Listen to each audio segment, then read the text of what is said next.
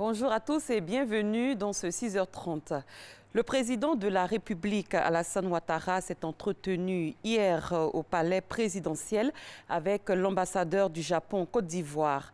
Le diplomate nippon, en fin de mission, est venu faire au chef de l'État le point sur la coopération ivoiro-japonaise. Awaturi. L'ambassadeur du Japon en Côte d'Ivoire, Hiroshi Kawamura, en fin de mission, est venu prendre congé du président de la République, Alassane Ouattara. L'occasion aussi d'exprimer sa gratitude au chef de l'État pour le soutien et la bienveillance dont il a bénéficié tout au long de son séjour en Côte d'Ivoire. Nous avons fait un tour d'horizon des relations bilatérales qui, d'ailleurs, sont bon fixes. La coopération, non seulement la coopération bilatérale, mais coopération internationale entre le Japon et la Côte d'Ivoire. Et enfin, j'ai exprimé mon souhait de prospérité et de développement, ainsi que la paix et la stabilité de la Côte d'Ivoire. L'ambassadeur Hiroshi Kawamura, après plus de 3 ans de présence, s'est félicité de l'excellence des relations de coopération entre la Côte d'Ivoire et son pays, le Japon. Les 53e assemblées annuelles du Conseil des gouverneurs de la BAD se tiennent du 22 au 25 mai 2018 à Busan, ville située à quelques 325 km au sud-est de Séoul. Le thème de l'édition porte sur l'accélération de l'industrialisation en Afrique. Dans le nord de la Côte d'Ivoire, il n'y a pas que le coton et la noix de cajou, il y a aussi la culture de la mangue. La Côte d'Ivoire est devenue le 3e exportateur de ce fruit sur le marché européen. Et à Korogo, comme dans toute la zone productrice, l'ouverture de la saison des mangues entraîne une intense activité chez les populations qui ont choisi cette culture comme activité. De la production à la transformation, tout le monde y trouve son compte. Comment la culture de mangue fait vivre les populations du Nord? C'est dans le dossier EcoPlus proposé par Jean-Luc Bambou.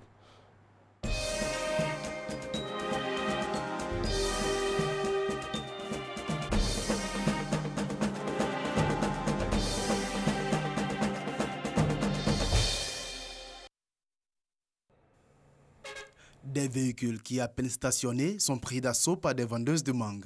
C'est ce spectacle qui s'offre à tous les voyageurs à l'entrée de Korogo. Comme Korogo, c'est toute la partie nord du pays qui vit au rythme de la mangue en ce mois de mai. Nous sommes à Wolo, 24 km de Korogo. Ici, c'est la gare des mangues. Ces cartons de mangue sous ce hangar s'apprêtent à prendre la direction d'Abidjan. Gaoussou Traoré est producteur et exportateur de mangue. C'est ici qu'il passe le clair de son temps pendant les 4 mois que dure la saison des mangues. C'est le tricycle qui envoie les mangues qui viennent des différents champs que nous réceptionnons ici. Et puis nous les mettons dans les cartons.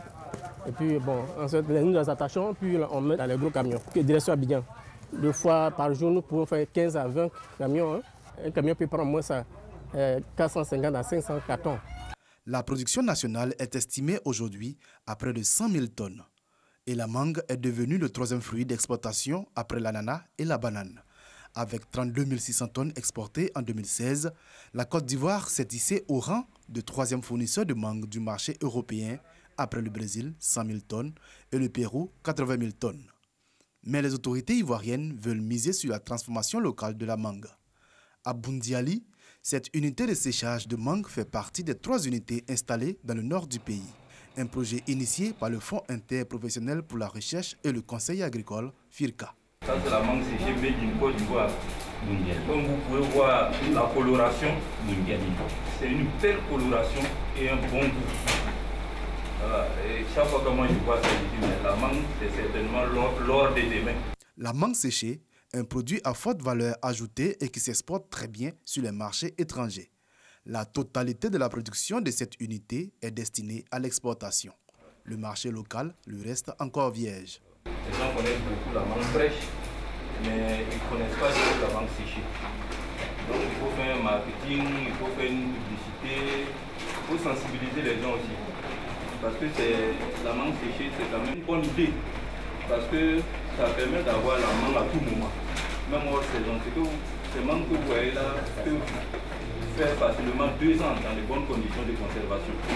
En Europe, le kilogramme de mangue séchée est vendu aux alentours de 22 €, soit 14 400 francs CFA.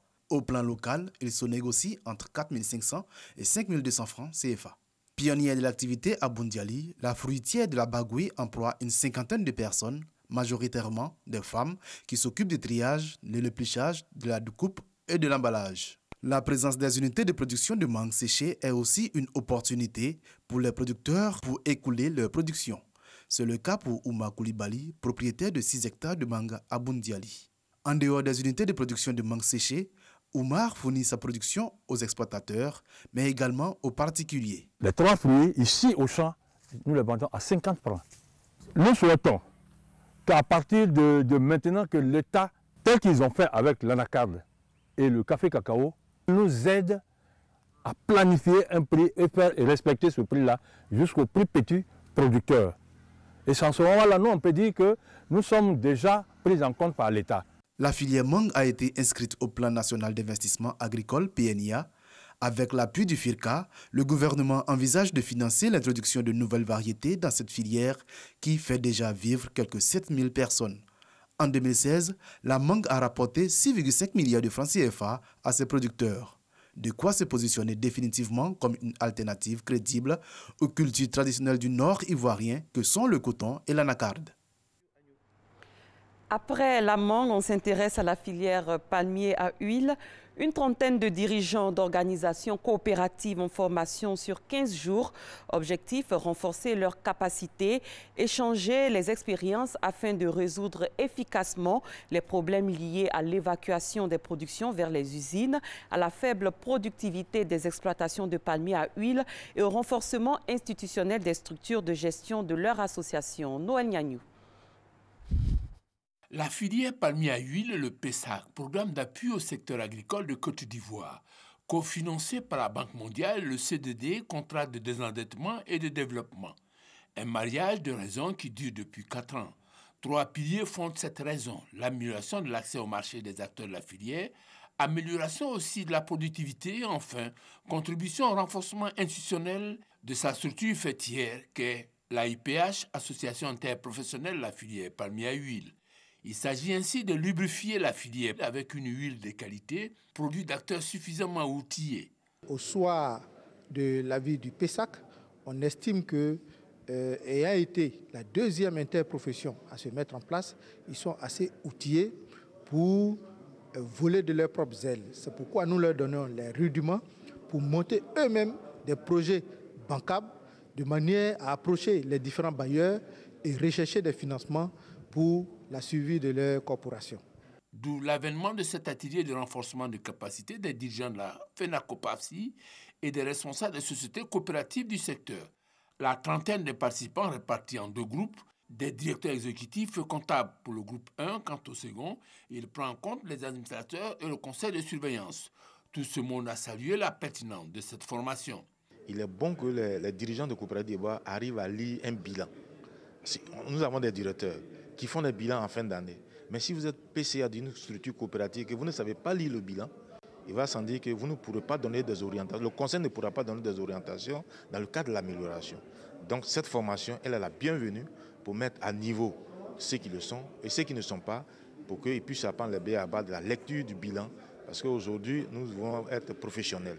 Entre autres outils à acquérir au cours de cette formation, la connaissance des éléments clés du gaz, gestion axée sur les résultats, l'élaboration et la mise en place d'outils de suivi, évaluation. Les procédures de participation des agents de l'État aux séminaires de formation à l'étranger et aux conférences internationales sont longues et manuelles.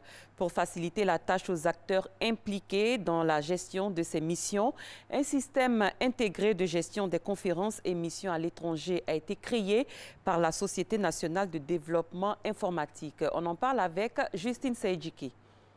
Une application pour la gestion rapide et efficace des conférences et missions à l'étranger. Elle vise à digitaliser toutes les procédures afférentes à la participation des agents de l'État aux séminaires de formation à l'étranger, aux conférences internationales. La digitalisation va permettre déjà un gain de temps énorme. La digitalisation va permettre d'améliorer la traçabilité des opérations. La digitalisation va aussi permettre de faciliter les conditions de mise en mission des fonctionnaires et agents de l'État. L'ensemble de ces opérations va permettre de régler ces questions de retard, de mieux maîtriser les délais, de mieux rendre effectif le principe de redevabilité parce qu'on aura des bases de données sur les conférences et émissions et in fine de mieux maîtriser les coûts.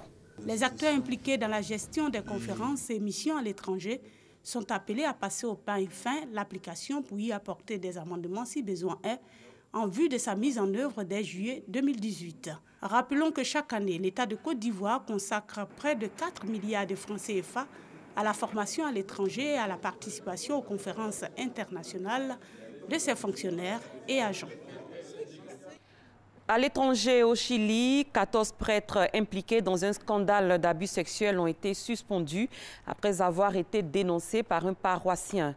Ce nouveau scandale intervient après que les 34 évêques chiliens aient remis vendredi dernier à Rome leur démission au pape dans un contexte de scandale de pédophilie. Le géant de la littérature américaine, Philip Roth, est décédé dans la nuit d'hier à aujourd'hui à l'âge de 85 ans. Avec son œuvre pastorale américaine, il avait notamment remporté le prix Pulitzer de fiction en 1998. C'est la fin de ce 6h30. Merci de l'avoir suivi. Très bon début de journée à tous et à toutes.